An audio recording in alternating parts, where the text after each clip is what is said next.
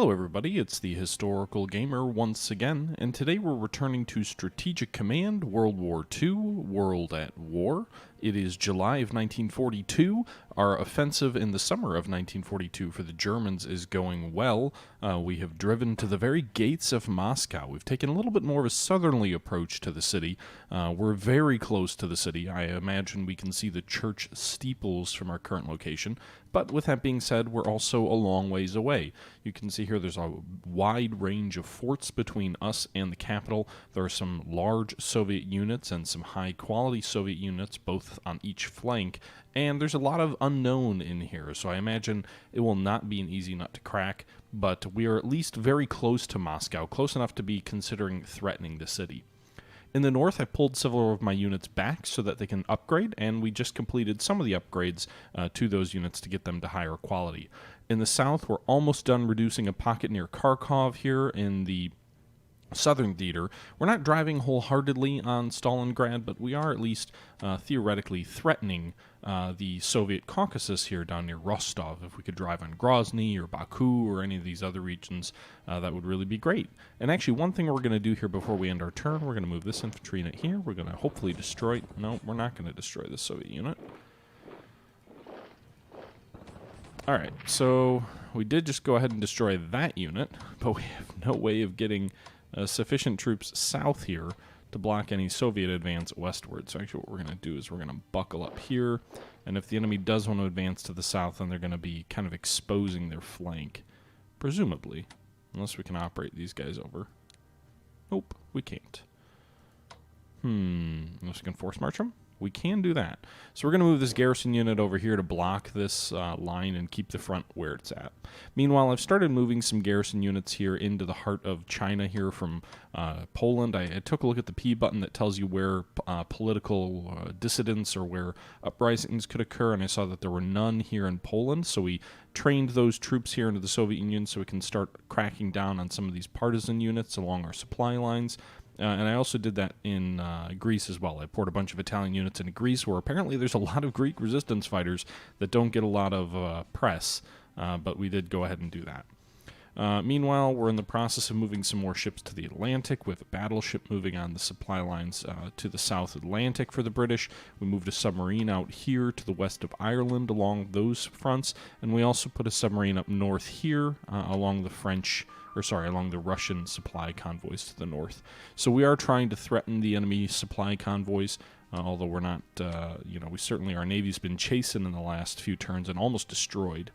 So we're limited in what we can do. All right. Meanwhile, in North Africa, I don't want to spend too much time doing overviews. Stuff is happening in North Africa. We pulled back, we're reinforcing, and we're upgrading some of our units there. In China, we're on the verge of taking Chongqing. The British appear to be pouring large numbers of Indian troops here into China, so we're going to have to deal with that shortly. But at least in the event of the Chinese capital, Chongqing, we have forces on each side. We just took Sian, so I imagine most of our air forces will be dealing with Chongqing next turn. And with that being said, oh my god, there's a lot of partisan hexes here in China. Are there any that are going to cause us problems? One here.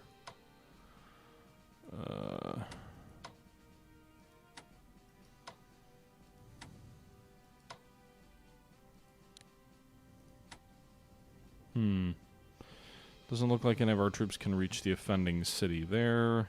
The red circle with an X means I think that there's no damage that they can do this turn. So yeah, I think that's what it's going to be. Meanwhile, we've almost broken through here in the Gulf of Sian here against the British forces near Singapore. We're trying to take the city of Singapore, so we'll see how that all plays out. Okay. We've also got more landing forces ready to move on Batavia once we conclude with Singapore. But let's go ahead and jump in here and move into the AI turn. So Chinese morale is suffering for the loss of Sian. Italian naval forces are moving into the Mediterranean. Survivors from Sian are forming up in the rear near that alternative Chinese capital. Allied raiders are disrupting Japanese convoys. British communists are leading the campaign, calling for a second front now. Alright, so there's no second front with the... Oh, and fighting breaks out in mass demonstrations in Lyon and Marseille on Bastille Day. So the British are calling for a second front in Europe, presumably a invasion of Normandy. At least their Communist Party is, so we'll see if anything comes of that. Hopefully not. I really don't have troops in France in any way possible to deal with a second front here. Now, fortunately, it's only 1942, so hopefully the Allies wait a little while before they do that. But we haven't really seen much of the Americans. We haven't had a battle of Midway, so it's a little bit unnerving just because I'm a little bit worried that, you know, they've got a lot of latent forces that could easily drive on us and destroy us if we're not careful. The one positive is we did destroy an American armored division at sea with a Japanese submarine last turn, so hopefully that'll, you know, that's kind of the one thing we've done in the last 3 months or last 6 months since Pearl Harbor happened.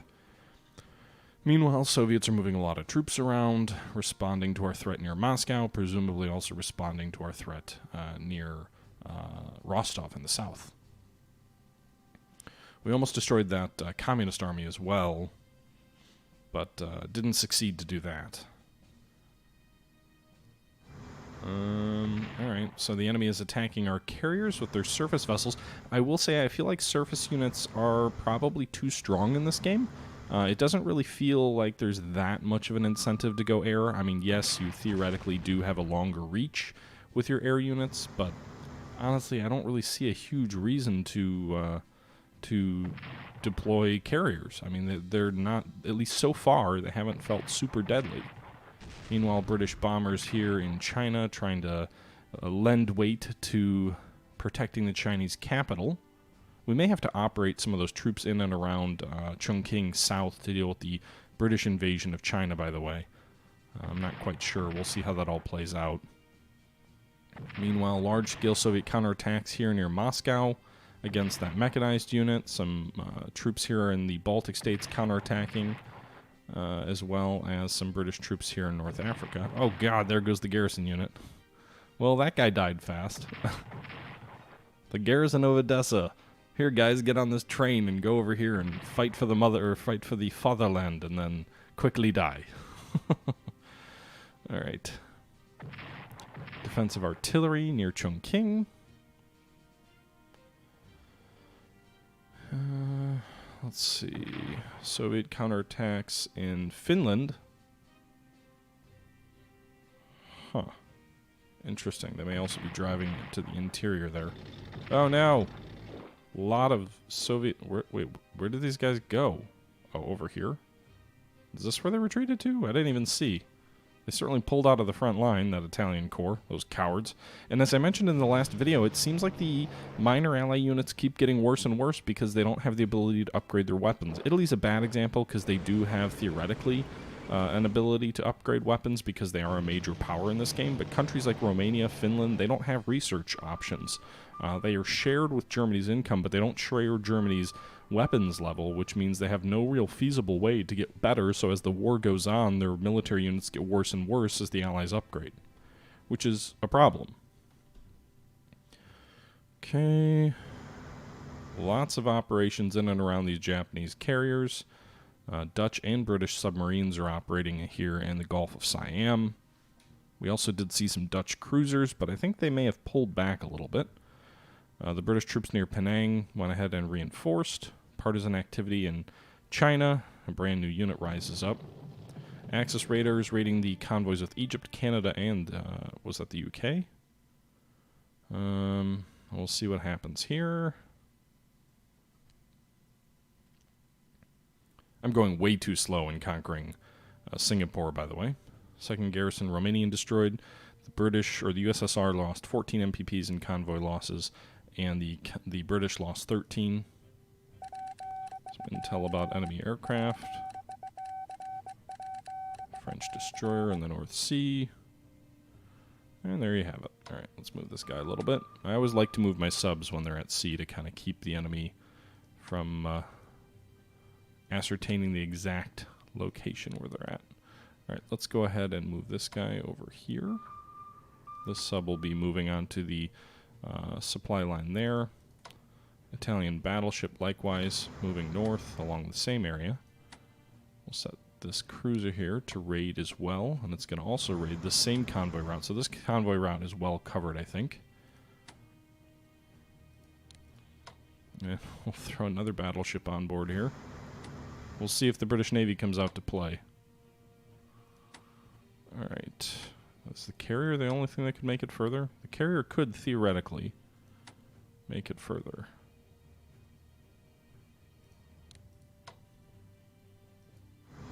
Alright, so the carrier is going to raid... Oh, what the fuck am I doing? Right, the carrier is going to raid up here, our submarine's up here, so we've got troops, we've got ships on every convoy coming into the British Isles, and the one going away from the British Isles as well here in the north. So hopefully that pays off. Meanwhile, where do we need to move our troops around to? These guys need to go here. These guys are already in place.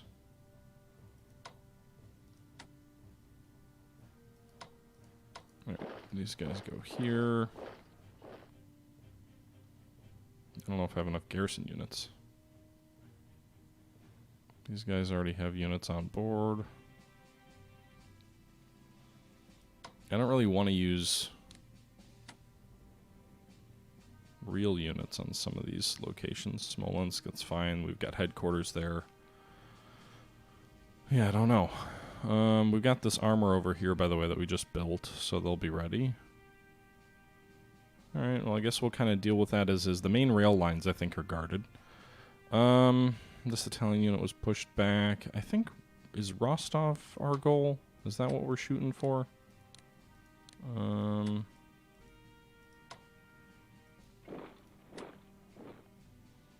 Alright, so we move those guys. We're going to upgrade these infantry units here in the south. We're not going to do mobility, but we are going to do anti-aircraft and firepower. Mobility is just too expensive. So there's some units you probably want mobility with, but probably not all of them. We don't need to spend 150 on upgrading that infantry unit. Meanwhile, this airborne unit here can spend a little bit less.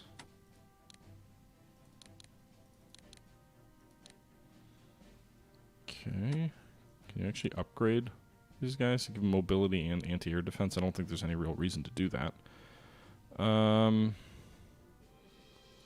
we want to go for these tanks, or what do we want to target here this turn? These Italian troops need to reinforce, that's for sure. Most of our rear troops we kind of spent moving around. Alright, so we move this Italian unit. We got some intelligence on some troops behind the Don. I think what we're going to do is we're going to move here toward, what's this town? Vorschlvelstad. Actually, let's go for the infantry here. Unless, what are these guys dug in? They're dug in level 3.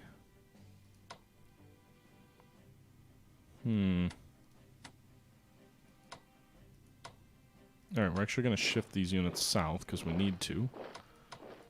We're going to bring this armor in here. We're going to go after the Soviet T-34s here. We're going to lose some casualties, no doubt. But we did go ahead and destroy that enemy unit. Meanwhile, our army cannot move there. These guys can, though. And they'll attack the Soviet aircraft. Alright, so we destroyed one unit and we badly damaged their fighters.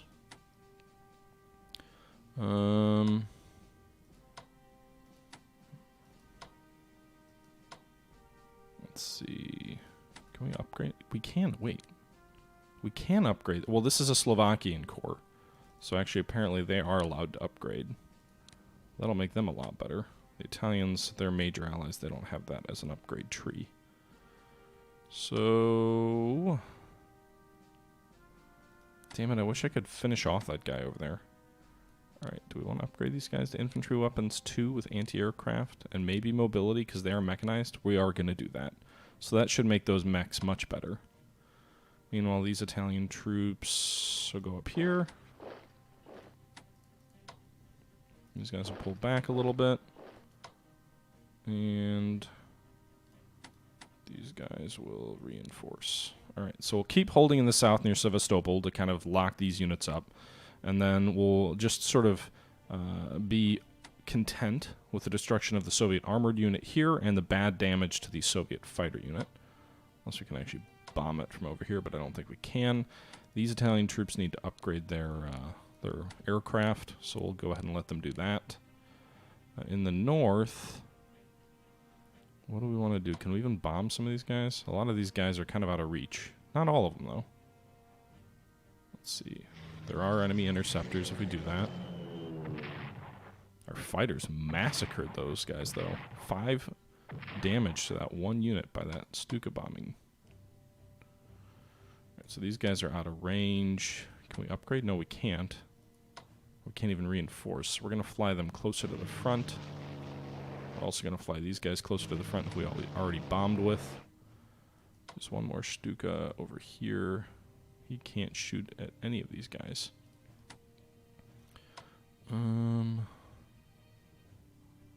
Let's fire here. And then we're going to pull this mechanized unit back. Took pretty heavy casualties. Meanwhile, let's move these infantry forward. Finish these guys off. Okay. So we destroyed that enemy infantry unit on the border of Moscow. I'd rather some of these guys upgrade, but apparently we don't have supply to do that.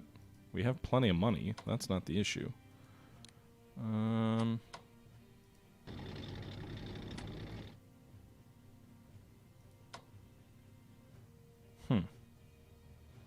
Alright, we'll go for the enemy motorized units.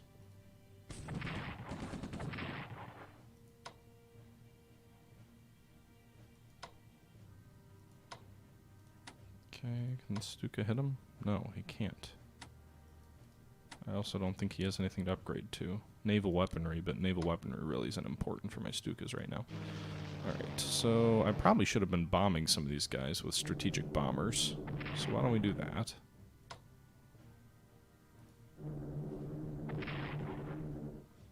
Okay.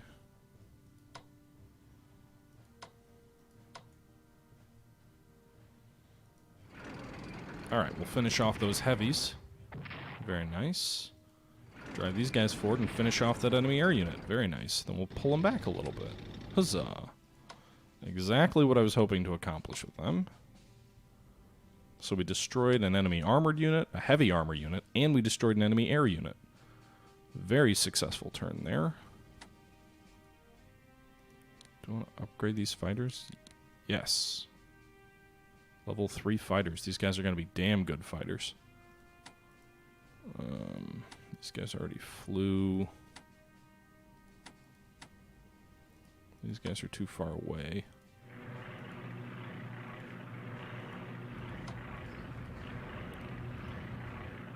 Alright, so we'll keep our headquarters here close to the front.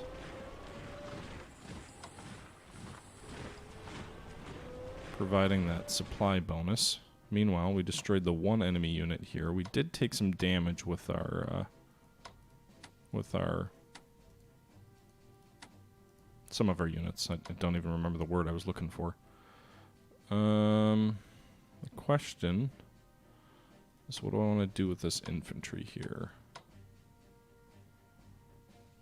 Do I want to try and go after Vizima? Alright, we can do that with 2. These guys are level 1, I guess, infantry weapons. So theoretically we can do that.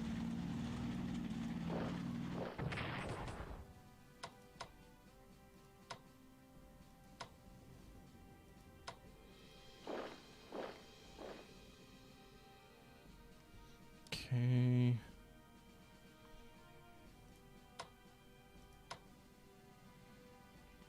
I don't know what I want to do with this armor. These guys can't move. Let's see. Move this armor here, attack these guys. And then I'm actually going to pull my armor back. I don't want anyone exposed in what would amount to a bit of a salient. So let's do this. Let's move this armor over here. Move these guys forward to Vizima.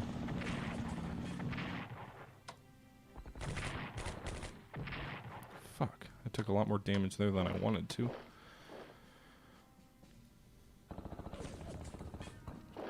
Alright, so we've got Rizhev up here in the north. Meanwhile, in the south, we've got a pretty uniform line here. Force march some of these tanks forward. Yes, we'll do that. Meanwhile, these infantry units are going to move here. I really would like to upgrade these units, but apparently they don't have good enough supply for it.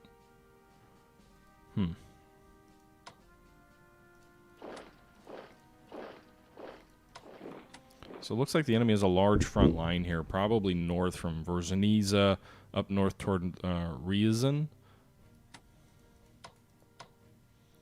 I'm going to advance my airborne units here, not because I plan to attack, because I don't, but I want to make sure this slightly weaker tank unit isn't in an exposed salient, so we'll do that.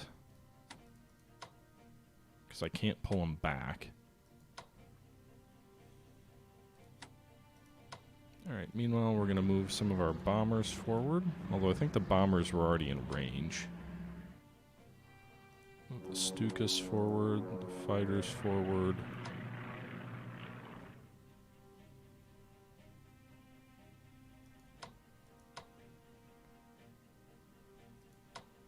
Actually, let's move this guy.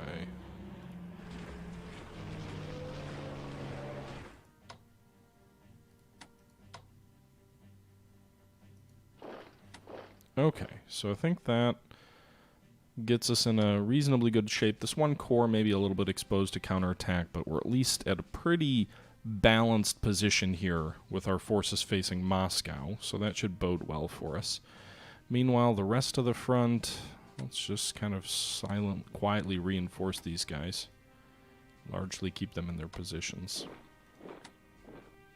And then these guys who we pulled out are going to go ahead and upgrade. All up to level 2 ACAC, level 2 infantry. And again, the ACAC is, I'm doing it mainly because it's cheap. I don't necessarily know if I need to upgrade it to level 2, but I've got the money to do it. And I do think it's probably worth it. The infantry weapon's the key thing. The mobility is less key, but it's also much more expensive. Okay, we'll have these guys upgrade as well. Alright, so force march these guys over here to be on the Moscow front. These guys will move over here, I guess. Yeah, we'll have to figure out what to do on the whole. Meanwhile, these guys are going to operate their tanks to the front. Not sure. We might be better off putting these tanks in the south. We'll at least put them here. This gives us some flexibility to either race north or east or south, depending on how situations develop. They weren't going to be in next turn anyway, based on where they were at. So that armor's arriving. I think we've pretty much spent all the money we're going to spend this turn for the Germans.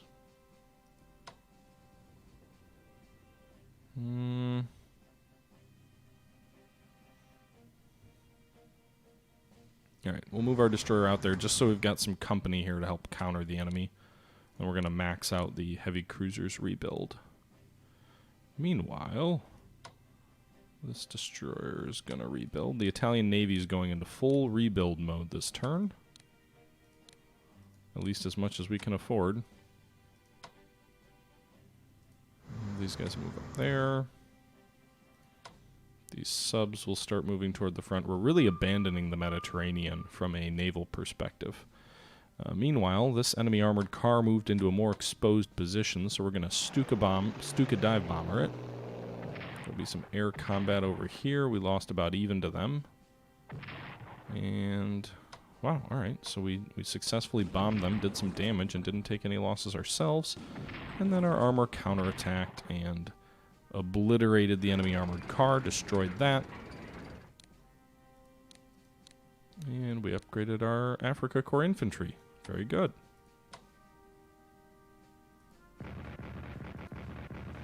pull back our anti-tank guns. It looks like maybe the AI has finally learned their lesson to not move around this depression. We'll see, but that does it for North Africa. And now we'll move to Asia, where we need to deal with bad weather and enemy troops here near Penang that we can't seem to dislodge because I'm not a historical Japanese player and didn't land rapidly enough, aggressively enough, or any of those things.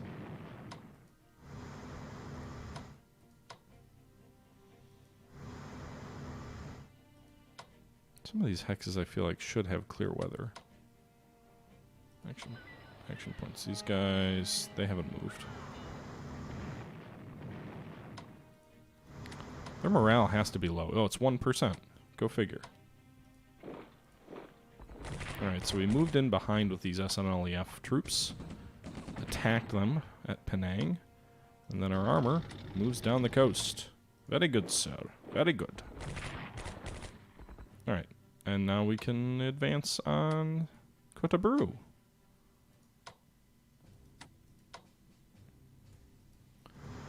Don't think our naval forces can yet abandon the area or fully move south yet. Singapore is going to be a tough nut to crack. What am I doing? We've got a bunch of enemy destroyer submarines around here, but they're like in bad weather, so they're kind of protected. If we destroy this port, or we'll just take casualties. Alright. Hopefully the rain lifts next turn and we can do more.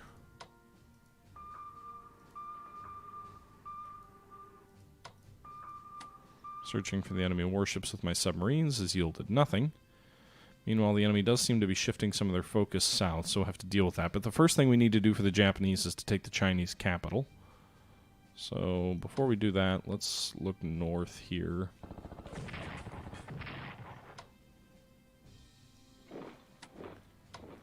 Alright, and we'll take this town. And there you go. Alright, so move this army over here. We'll attack this Chinese headquarters unit.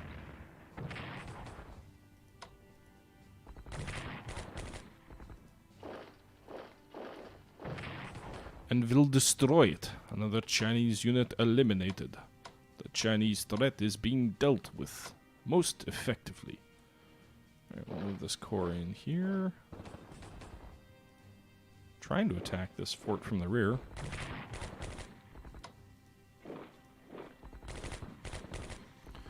Alright.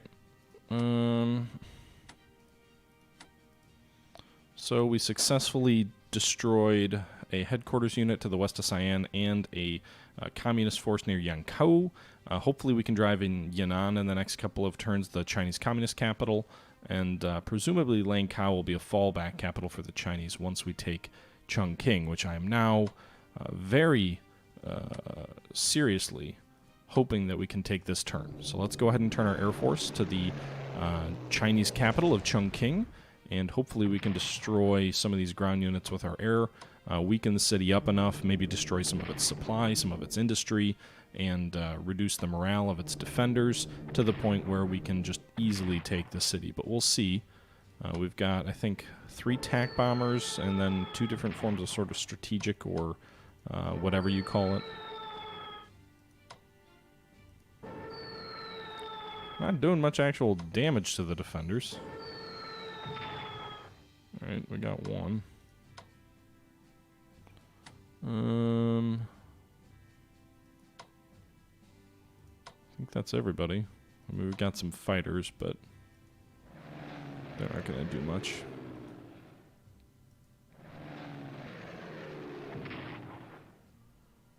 Alright. So I think we'll attack with these troops here east of Chongqing. Really? That's all the damage you're going to do?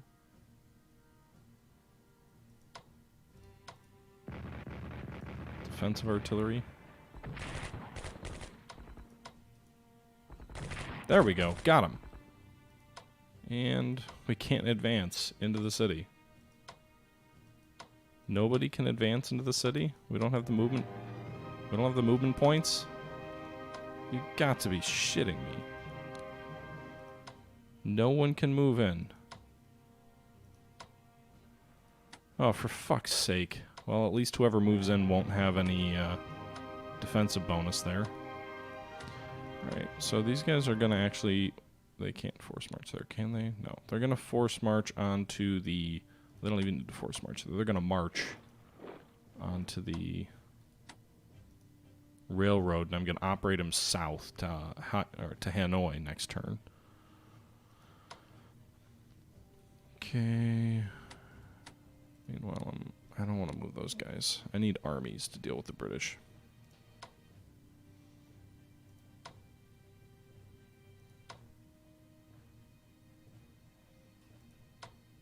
Okay. Wonder if they'll move into the capital next turn.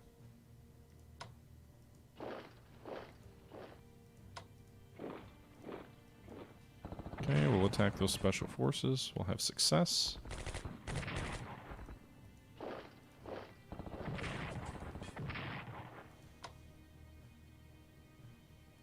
Irony here is no one can move back here, and if the Chinese advance, they can cut off most... Well, maybe not. We've got supply going through the Kulon Pass.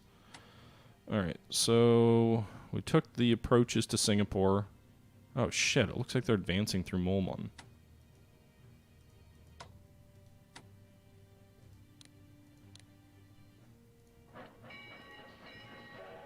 Do we have any guerrillas here in Vietnam? That's not very historically accurate, but the answer is no.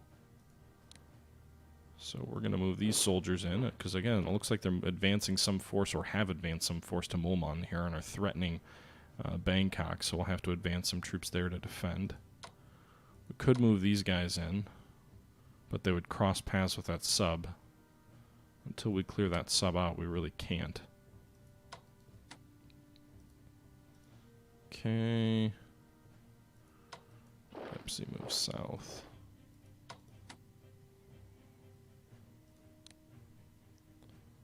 Alright, so these guys, I would love for them to prepare. They need to move into there.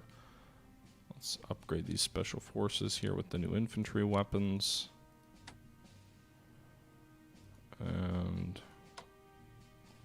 I don't know if I really want those guys there. I'd rather have them reinforce. Anyway, we could move them up north here to Haiphong. What are this? But this is just a headquarters unit. This one's an SLNEF force. Alright, so we'll keep them there.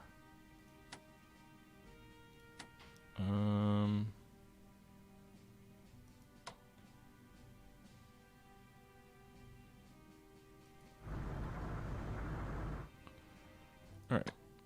Wow, we can do quite a bit of damage to this American cruiser here at American Samoa with that submarine. Nice.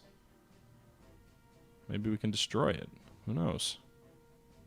The American ships and weapons seem to be coming in partially built up. I wonder if that's to simulate the fact that America's still mobilizing.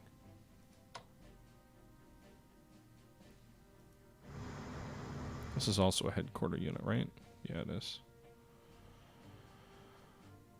Alright, so let's actually move this headquarter unit to... Do we want to move him to Manila, or do we want to move him to Legepsi? Or even Davao? Move him to Davao. I'm assuming they can provide a supply bonus from this base down here in the south to the Southern Pacific bases, or something to that effect. So that's why we move them there.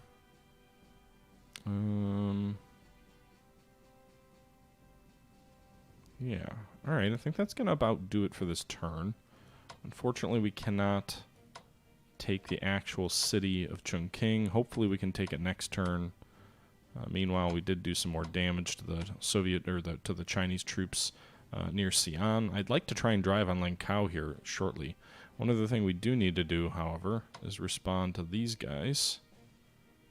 So we've got enemy partisans here that rose up in Tuzing, or however you pronounce the name of that city. So we'll go ahead and weaken them a bit.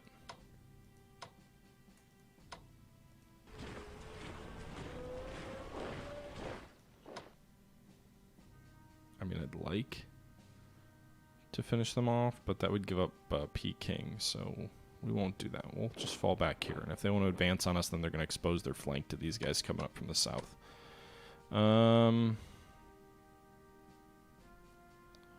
Let's see. Any other partisans we need to deal with this turn? Doesn't look like it. Alright, so China's good, Japan's good. We've got 120 or 201 points. We could try and do some research with Japan. I don't know what infantry warfare does. Looks like we've already maxed that out. Armored warfare I'm hesitant to invest too much in because it's only we only have one tank as Japan, but I guess if we've got the money, we might as well do it. We'll carry the 77 and 76 over as well as the 7, and we'll see how things play out here after this turn. But this is July of 1942. Chongqing is about to fall. It hasn't fallen yet, but hopefully we can get it to fall in the next few turns.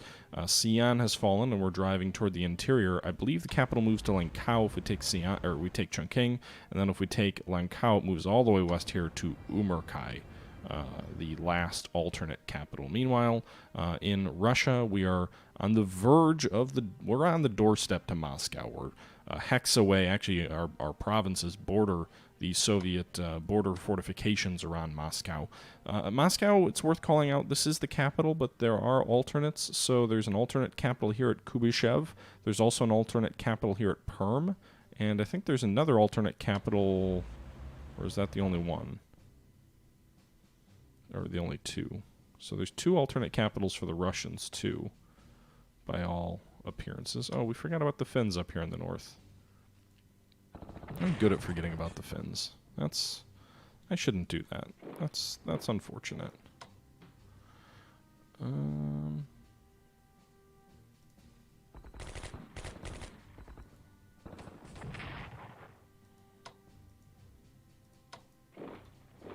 Alright, so move that guy kind of off the base there to regain the territory. Alright. I can't upgrade Finnish weapons, too. That's frustrating. Guess we'll upgrade their fighters, though. Spend that money. We already spent money to keep these guys at full strength. So, yeah. I think that's the situation right now. But anyway, guys, I hope you're enjoying this series. I'm a little bit maybe more introspective or quiet this turn, a little bit more thinking, perhaps. It was another good turn, I think. If we actually look at the reports here, we look at MPPs. The Germans this turn lost less than their income, so that's good. You can see our losses here, and the enemy, our income here. If we look at the Soviet losses, they've been pretty disastrous of late. Starting our spring offensive, it started right here about 3 turns ago. And you can see here they lost nearly probably over 1,800 MPPs. Their income at the time was just over 600, so maybe 700. So they lost, 1,100 more points than they brought in. Now, Russia has a vast number of men, so that discrepancy is not necessarily a disaster. But what really does help make a disaster is then the next turn, their income spiked a little bit, probably to around 750 or so, but they lost another 1,300 MPPs worth. So 1,800 and then 1,300, again exceeding their income. Then the following turn, this turn, they lost again over 1,300, slightly more than last turn. And these are expensive, high-quality units. These are fighter units that they're losing. So again, that loss is going to impact their ability to sustain these losses. Now the problem is they've got so many units that there's still a threat to be reckoned with. They have 79 units in total, 79 land units in total. We have 84, but a lot of those, as the Germans are sort of garrisoned all over. Actually, one thing we forgot to do was to move some of these garrisons into place. So let's see. We'll move these guys. We'll force march them down to here. And these are just locations where enemy partisans can theoretically show up. So move these guys here. And I'd like to start moving these soldiers away from Greece. This Italian Corps of Infantry will be more useful on the Eastern Front. So these guys are going to force move into Athens. So we've got Athens covered just west of Larissa, Clematia, and Thessalonica, the Greek partisan states. Meanwhile, all 3 partisan locations in Yugoslavia are covered. The French partisan units are also covered. The Belgian partisan units are covered, and so are the Dutch. The real risk here is that they implement some kind of D-Day landing here, but we still are contesting their sea lanes, so my hope is they don't do that. Anyway, Soviet Union front, we're driving on Rostov. We've kind of got dual offensives going here to kind of keep them off balance. So maybe we can take Verzhinsk and move on Stalingrad. Really, the objective here is Rostov, I think, and then maybe Baku. I don't know what they all have in the way. The one thing we do, again, have to be a little bit careful of is we don't want to advance too far because we've got a pretty thin line here back near Sevastopol. Fortunately, if we need to, we can move this army in here to block the peninsula. I'd really like to reduce that city as well. That'll hurt their morale. Anyway, guys, that's going to do it for this episode. That's enough of me rambling. Until next turn, this is the Historical Gamer saying thank you for watching, and I'm out.